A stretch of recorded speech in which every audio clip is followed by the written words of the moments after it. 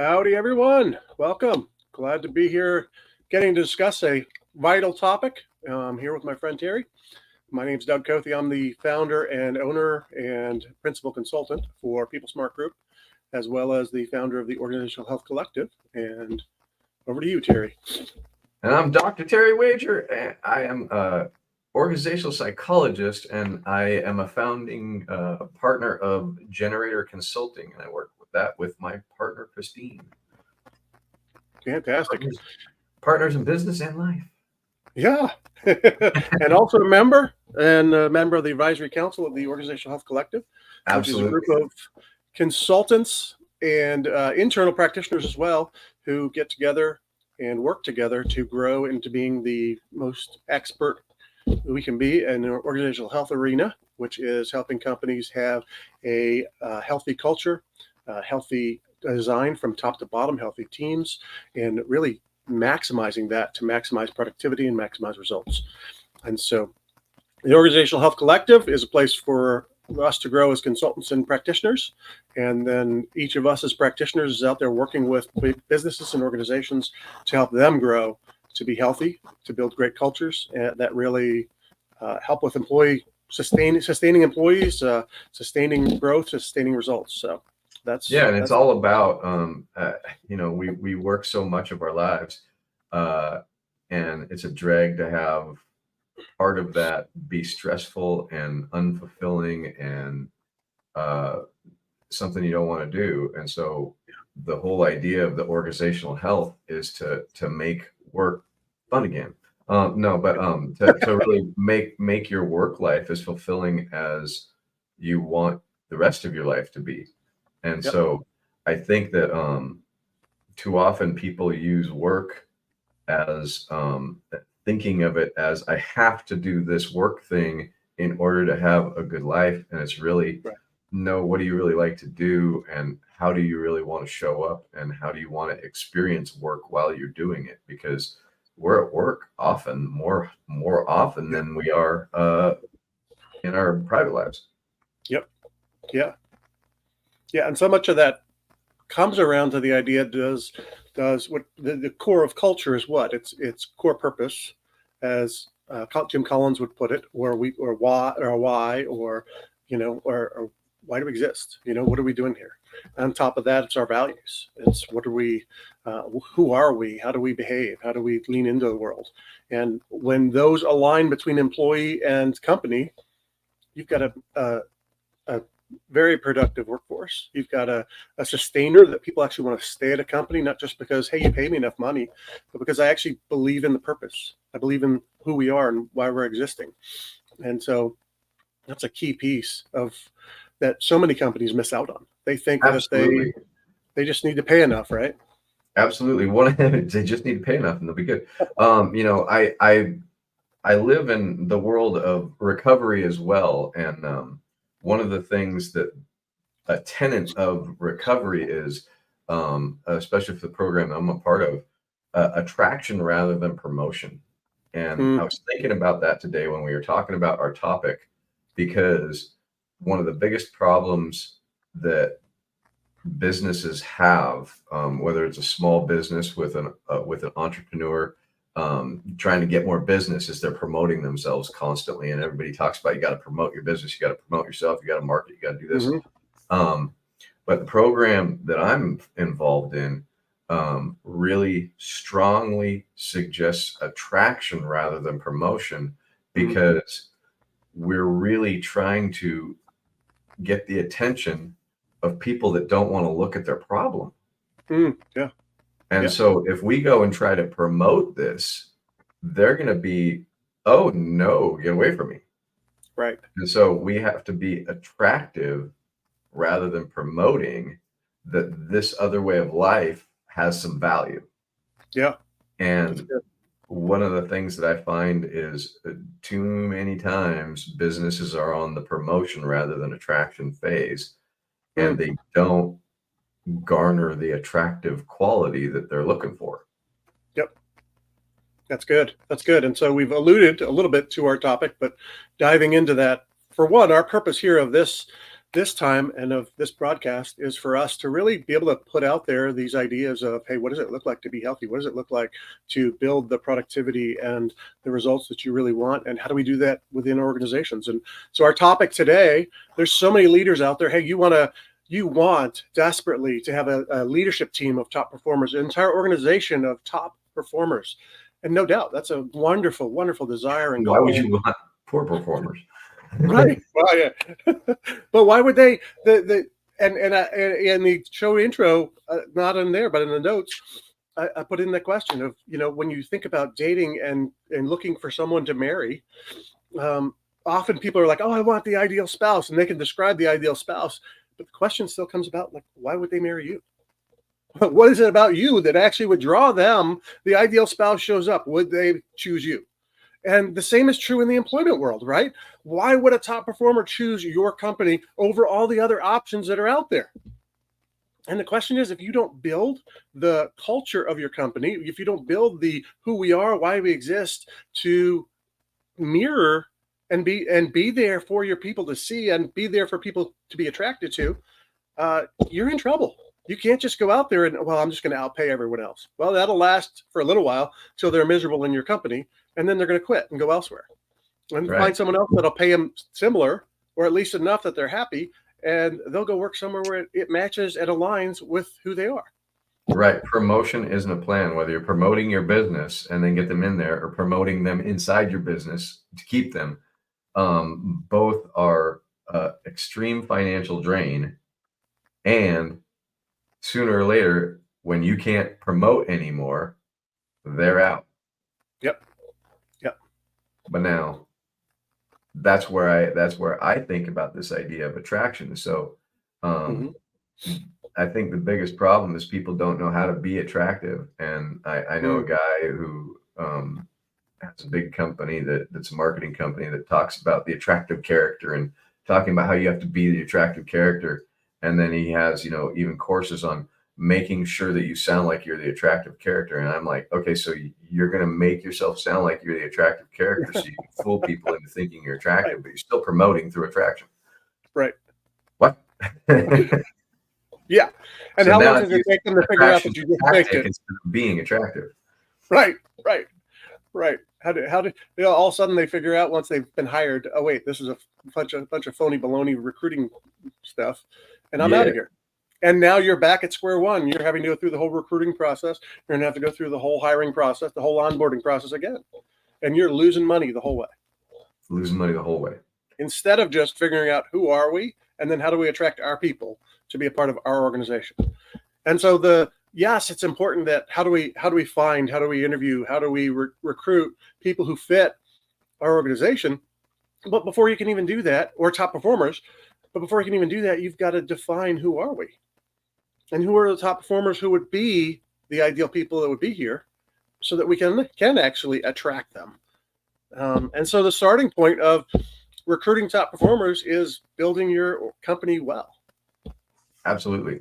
And it's one of the things that we've talked about it before. A lot of times companies think that if we're building our company well, what we're doing is we're putting systems and processes in place so that everything is automated and easy to track and all of that. But really, you can't build a company without people. Yep. And you can't build a company, your people build a company. And so the number one task, I think, of anybody after they get out of is this a viable business? And they're actually in a viable business and they're making money and they're a going concern, so to speak, is really focusing on their talent recruitment, and not just for talent, but for the cultural fit.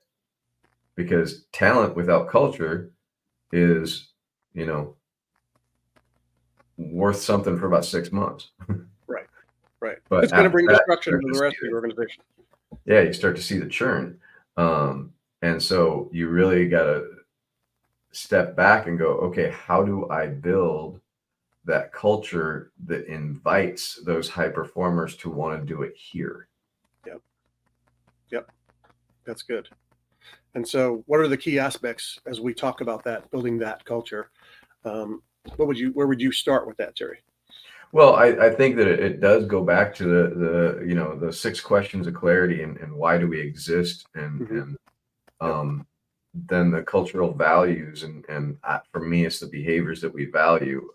Yep. Really getting clear on that, and I mean, we sound like broken records when we talk about that, but because this is what works.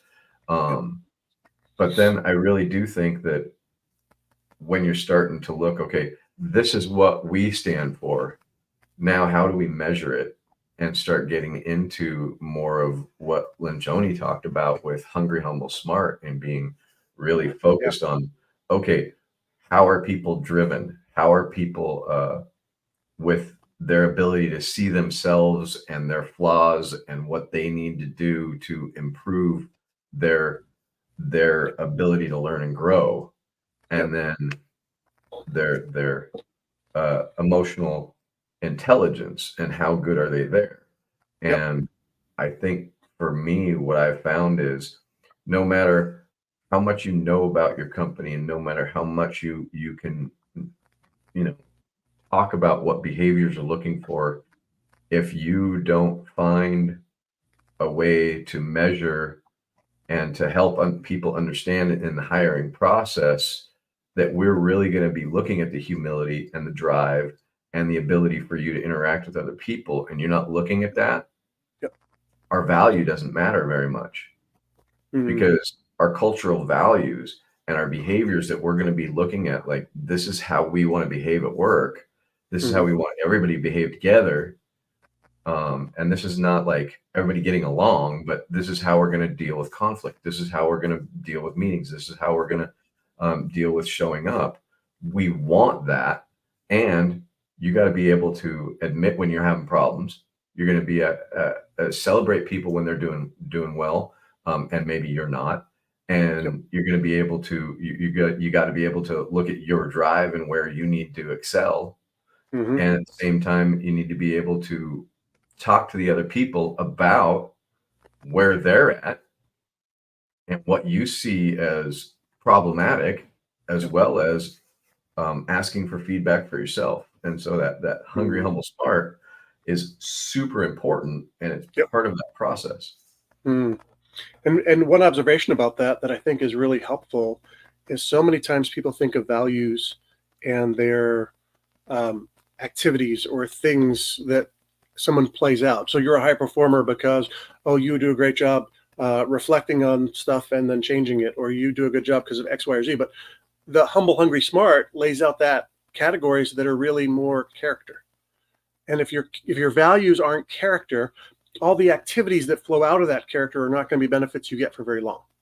People can Right. do that for a little while. They can sustain those things for a little while, but that's not going to be, it needs to be part of who they are in their character and flow out of that. And so again, another key piece of those core values are it's how we behave flowing out of then really who are we then? Like, what is my character? If I'm humble, I lean into the world in a certain way. If I'm hungry, I lean into the world and into my work in a way that, hey, I really want to accomplish things. I want to get things done. I want to work hard.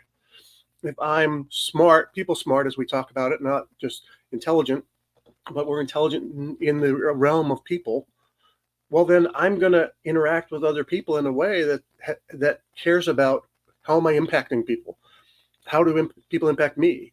Why do I say the things I say? What is my relationship with these people? How do I build that? We're going to interact in those activity ways that are really, really helpful, but it's going to come out of who we are. Absolutely. Absolutely. And I do believe that everybody's capable of change, and everybody's capable of being coached. And so the hungry, humble, smart is really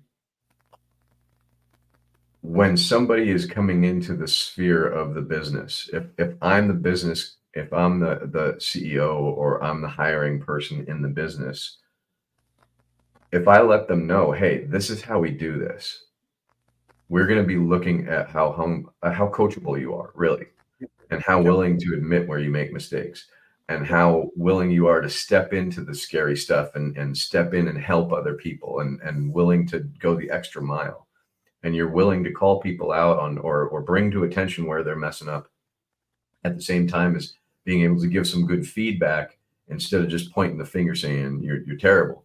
If you Yeah. can do those three things, or if you can be coached around them, then you're a shoe-in, as long as then when we go back to the values, you can do the things that we're talking about in the behaviors we're valuing.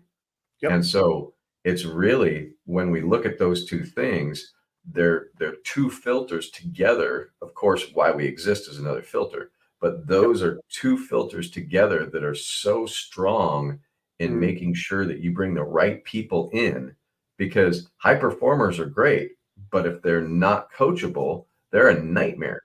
Oh yeah. And if they're great and they're coachable, but they don't have the same values, you're going to be working against each other. So it's the values as one filter and the hungry, humble, smart as a second filter. And if they go through that, you're going to lose a lot of candidates when you're looking at hiring. But the ones that go through that, they're going to be very strong and very committed to your business. And then you got to keep paying attention to it. Yep. And building it, right? And that brings us to another piece, is so many people focus on, I want high performers, and their focus is, how do I hire in top performers? How do I hire in high performers? But the reality is, if you have an organization that has good culture, you're going to be building high performers. They're going to have the qualities of a high performer, and you're going to be growing them into the high performance. And so that's another piece, is, are we developing people? Are we helping people move into being those high performers, those top performers? And honestly, are we becoming a factory of that, where, hey, you know what, we may lose some people, but those people are leaving because they're moving up into another role because we've developed them so well that they're doing incredible at what they are and who they are. And guess what? We don't currently have a role for them in that. So they're moving up and out into somewhere else, but we've got other people coming behind them to fill in right behind them. Yeah, and speaking of that, that's one of the things that I really appreciate about my partner Christine is she is a people developer, and she worked for Starbucks for 18 years. And whenever she was in, and she was in stores for a number of years, being more of a turnaround expert and getting the store back functioning. But she always was moving people and encouraging them into a management position, whether it's a key holder or what they call a shift supervisor, or further into assistant manager positions. And then when she was managing the stores, she had always focused from the beginning, when she got somebody new in, whether they were hired somewhere else and came to her store, or they were hired in by her, the first thing she thought is, what is the direction and what are the steps of them for succession? How can I get them from where they are walking in the door to managing a store? And so it was Christine's attitude and outlook towards employee development from the very beginning. Instead of looking at them as they're just baristas, no, they are future managers. They're starting at barista. Yep. Right. And when we're thinking about that's coffee. What if it's an auto shop? Okay. They're future managers or future owners, even, that are starting out as a mechanic, or starting out as a service writer, or starting out as a floor sweeper. Yep. So that's where they're starting, but we don't know where their end point is. And so we're going to develop a management training and a employee development program from the very beginning to the place where they can succeed, the person that owns it or the person that's running it. Because if you're always thinking about that, you're always having everybody uplifted, and everyone is included in the ability to move forward. The only people that get excluded are the people that take themselves out. Yep. That's good. I like that. And that's a great picture of that reality of, if we're developing people, the other piece that comes with that is employee retention. Yes. Because people want to be developed. They want to grow. They want to learn. They want to know there's a track forward. Especially, again, if we're going back to the character quality of, we want people who are hungry. Yes. If you want people who are just content, hey, that's fine. It's fine for people to be content, but if that's not the attribute you're looking for in your company, then and you want hungry people, well, then guess what? You're going to have to put together something that helps their hunger where they can grow and where You they gotta can feed continue them to a move little up. bit. Yeah, You gotta yeah, feed the hungry. yep. Um, Yeah, top performers are not going to hang around for very long if there's not a room for growth. You're going to be a stepping stone on their career journey, not a place that they stay for the long haul. And so employee retention it's such a vital piece that, hey, we're actually thinking for you and with you of what's the next step. Where are we going from here? How do we develop you? How do we help you become greater at what you're doing and even move toward what you really want to do? And are we helping you evaluate what really fits you? Because again, that's another piece. Some people come in and, I think the classic for me is the salesperson, right? You end up having these wonderful salespeople who are amazing at sales. And what do? They promote them to manager and they suck as a manager. And it's like, yeah, and now they're making less money. And they're going, yeah, wait, what? And your company's doing worse because your best salesperson is now a manager. And it's like, no, hire a manager to manage, hire a salesperson to sell. But then I still got to think through, how do I develop that person's sales career and keep them going and keep them having room to move and grow? Because within that sphere, but not having them move into something that's not their skills. Well, but if the only moving up is manager, then I'm in trouble. And speaking of that particular thing, I think that happens a lot, and they don't have the discussion. And I say they, but I mean owners or people in the position of promoting that salesperson. They don't have the discussion around the skills that it takes for the new job, and they don't have the discussion around what they're really going for with promotion versus understanding exactly what that person really likes about their job, and they fill a position. And I talk about hiring for coverage rather than hiring for culture, and I think that people do that as hiring or promoting for reward rather than promoting for placement. And they really need to look at that as well. And some people just don't want to be managers, and they don't want to be over other people. But then to your point is, okay, so what do we do to show or provide that growth structure for that next step with that salesperson who might not be interested or good at managing? Yep. Yeah. Yeah. And help them feel the sense of, hey, I'm accomplishing, I'm moving, I'm gaining, those are vital pieces for us as people, right? We want purpose, we want growth. If we're the type of people that are going to be the high performers. Obviously, the person that's static and wants to stay static, well, if you want to hire them for a job in your company, that's up to you. But most of us, if we really are pursuing high performers, want that person that wants to continue to grow, wants to continue to know, hey, what's the next step? What's the next place? Where am I headed? And we've got to give them those, and we've got to dictate those categories, not dictate, but we've got to work with them on those categories better than what currently happens. It's just hey, I moved up the org chart. Well, Right. that's not necessarily a good thing. I got one more step higher. I hate my job. And oh, how many people, I don't have the stat on me, but I know it's a high number of people who get the promotion and then want to leave. Yep. Because they promoted into a position that they're either not comfortable with, they haven't been trained in, it wasn't what they were thinking it was, but it had a different dollar amount, so it felt like a better idea. Yeah. And people are really looking at the money instead of what the meaning is. Yep. And so you gotta understand the meaning before the money. Yep. And really understand. I mean, think about a leadership team, right? For an organization, an executive team. Happens all the time, right? You've got, let's say, the chief technology officer, the chief marketing officer, chief financial officer. What's the next step? Oh, CEO. I'm going to go be a CEO somewhere. Well, is your skill actually at leading the team? Is your skill actually at leading the whole organization? Or is your skill in technology or finance or marketing? Why would you want to jump into a role that's not who you are? And yet, what's been conditioned within us is the natural next thing is I've got to move up to the next rung on the ladder, which is the org chart, is the ladder, unfortunately, rather than, hey, I got to be the greatest chief marketing officer on the planet. Or, hey, I want to be the greatest chief financial officer on the planet or the greatest chief technology officer on the planet. Hey, let's go Yeah. for that.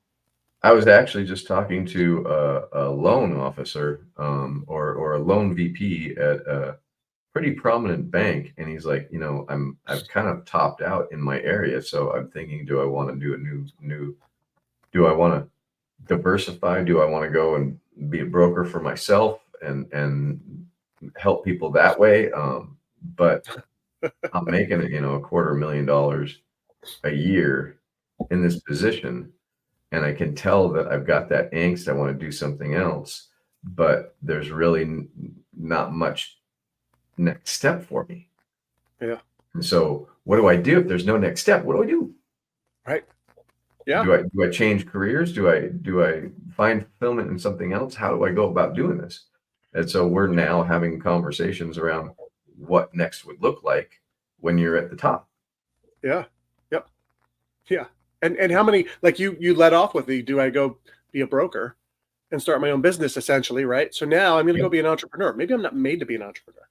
Right. And people don't realize, hey, if I go be an entrepreneur, I got to wear all the hats, not just the key Yes. hat that I'm incredible at, but now I got to wear all the hats. Yeah, and some of them don't You fit. really want to sign up for that? Some of those hats are too tight. Some of those are way too loose, um, and uncomfortable. Every once in a while, there's a hat that covers your eyes. Yeah. You can't see. And so it's like we got to look at that as employers, and we as consultants have to look at helping employers kind of understand where they're at with their hiring system and what their succession planning is, for their high performers. And at the same time, we also have to look at where you put the brakes on, Yeah. promising a next step that might not be good for them, and really understanding that. Yep. Yep. And that's generally wisdom, not science, right? And so that's where you have to be wise about people. You have to be able to understand your people and find ways to know who are they and where do they fit and is this the next step or is there something else? And a lot of that's also the people skills to work with them in co-directing that, right? And saying, hey, Yeah. what does this look like for you? And not just starting like, oh, well, now you've moved up in my company, so now I'm going to start that. But actually, do we just start with that from the get-go? Is that actually part of the recruiting pitch, right? Like, hey, we're here to help you move in the direction that actually fits you best.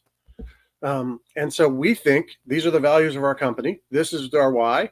If this purpose and these values and this character fits you, you're going to be thrilled here. But Absolutely. guess what? If it doesn't fit you, you're going to be miserable because we're going to be really, really focused on these things. And so you're going to be utterly miserable and want to leave here in no time if you take this job, if this does not fit you. But if it does, you're going to be thrilled. And we're going to be thrilled with you. And we're going to move forward together to make something great. Yeah, absolutely.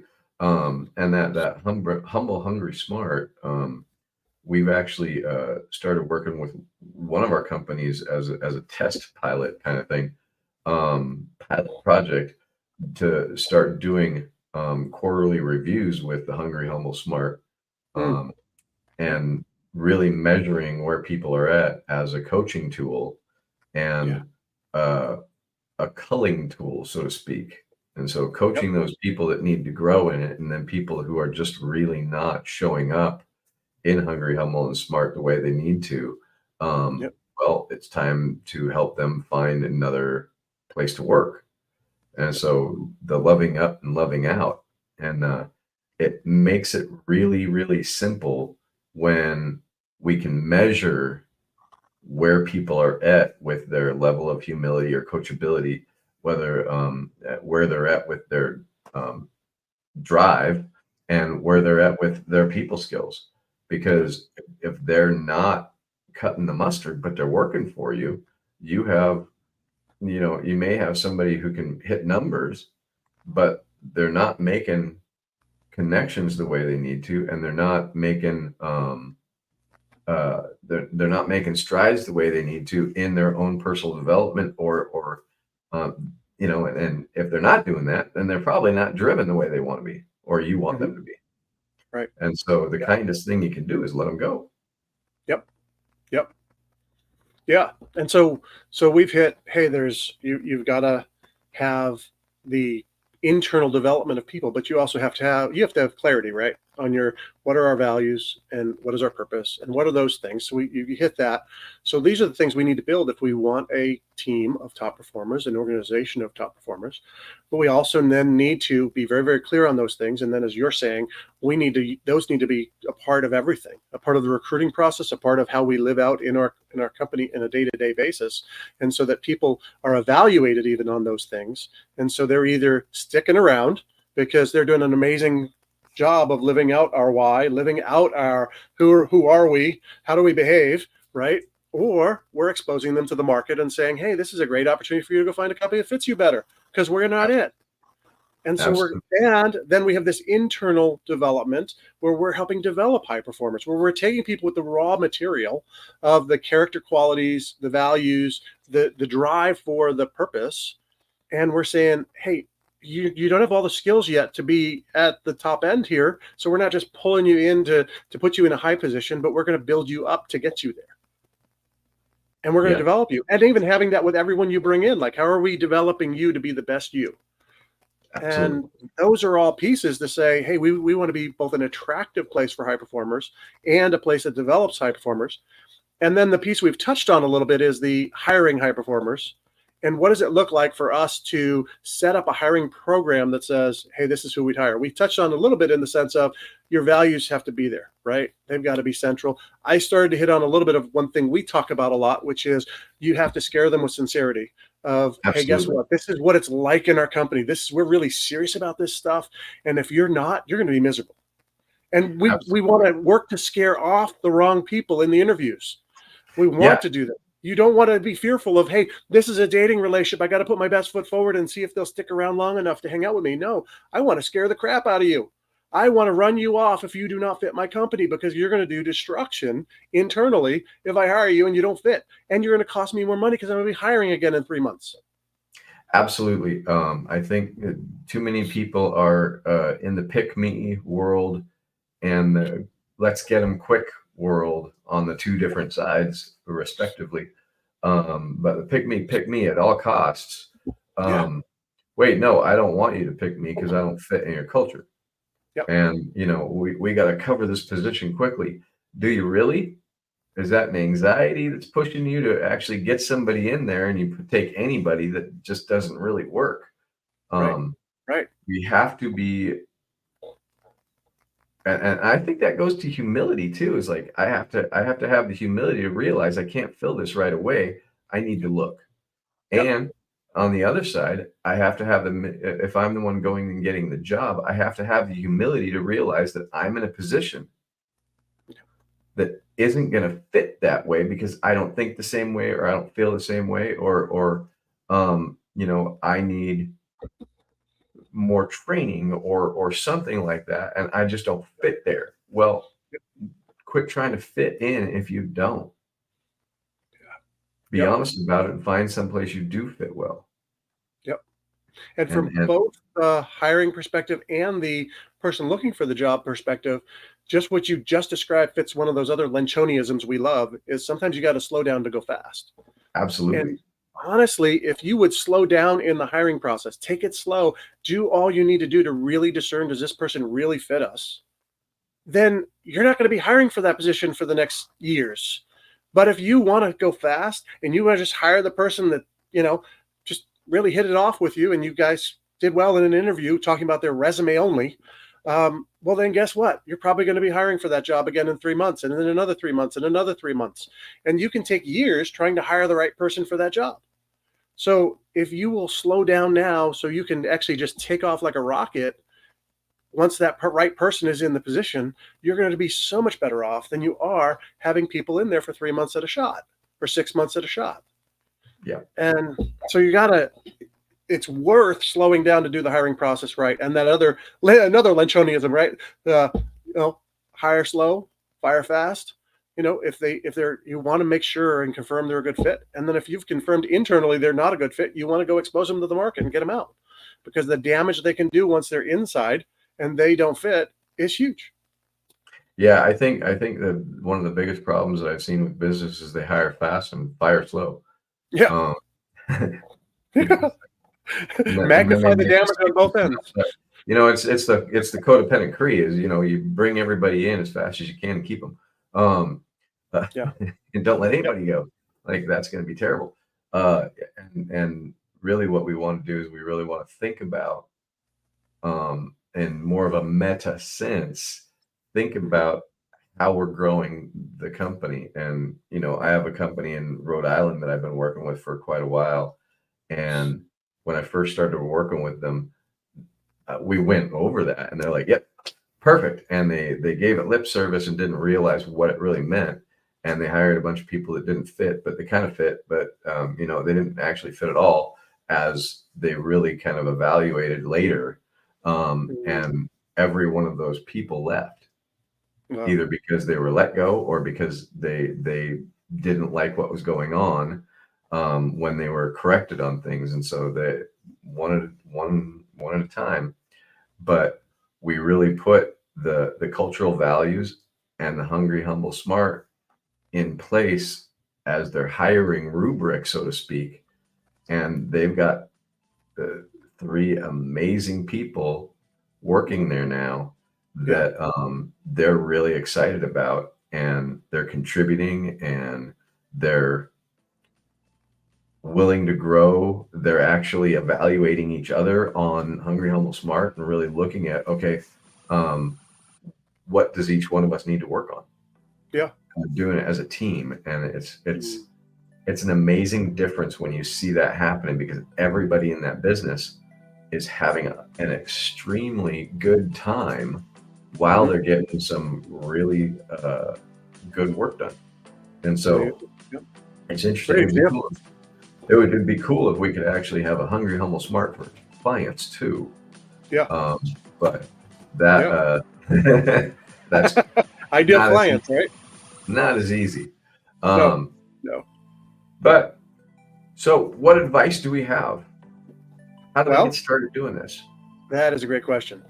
And I think we've kind of touched the tip of the iceberg, right? And there's so much really that getting in contact with one of us or one of our other associates within the Organization Health Collective would really help people, because we can flesh this out in each of those spheres that we talked about so much more, right? And so I would honestly say the starting point for you might be to contact us. If you want a book to read, The Advantage would be a great starting place, I think, by Patrick Lencioni, as well as Jim Collins' is Good to Great. I mean, those two books really detail what does it mean to be a great organization that has great people, and how do we build it, right? From Yeah, two different perspectives. One's from the research perspective, and one's from the, hey, this is the picture of how you build it from the top down and build that culture, build that organization. And so I think those would be two places to start as well. But I think definitely, and there's several others. We could go with the whole book list, I'm sure. yeah. I mean, Uh, I'd go with Ideal Team Players is yep, absolutely. a very good book to read. Um, but if you really wanted to get started on thinking about what you're looking for driven people, or Yeah, if they're coachable, really identify what you find coachable, and then start asking people questions on those, yep, and really pay attention to that, and then pay attention to what their level of drivenness, and ask them questions around what their drive is. yeah, Um, and when you can do that, you can start really getting more operationally understanding where they at with the hungry humble. And I mean, pay attention to how they interact with you, and you can get some of the idea of, do they have people smarts. yeah, um, and yeah, and so it's really observing them in your interviewing and in your interactions with them that you can really identify some of that. um, yep, but if you want to jumpstart, yeah. reach out, we will help Reach, you. yeah. Give us a call. And I would say there's probably some leaders out there as well who are the leaders who this is all new to. Like they just got smacked in the face with, wait a second, I have to actually work to recruit and be attractive to top performers. And if that's you, I mean, that starting place, the question we asked right at the outset in the opening of the video of why would a top performer be attracted to your company, is something you need to be a little introspective about and say, what is it about our company? And do we really, and starting really with, we got to build out those values. We got to build out that why. We've got to get real clear on who we are, why we exist, so that we actually have an answer to why would someone want to work here, and who would want to work here, Yeah, because so many people don't have a clue. And so if that's you and that might be your starting place. Who would want to work here? Why would they want to work here? Why would we want them to work here? Those things, and really fleshing that out first before you get into the whole hiring process, is vital, because Absolutely. you're going to hire the wrong people if you don't know those answers. And so self-reflection is a good place to start as well. Absolutely. So much more we could say, folks, but that is our time for today. So we would love to have you come join us again next week, and reach out to us over all the different avenues you've got out there. LinkedIn, we've got a YouTube pages, we've got all that, Facebook. So reach out to us. We would love to chat more about this, just have interaction with us. And also, if you desire, hey, someone come in and help me out, we can either do it, or we know others who would be fantastic consultants for you. And so Absolutely. reach out to us. We'd love to talk. In the meantime, have a great week.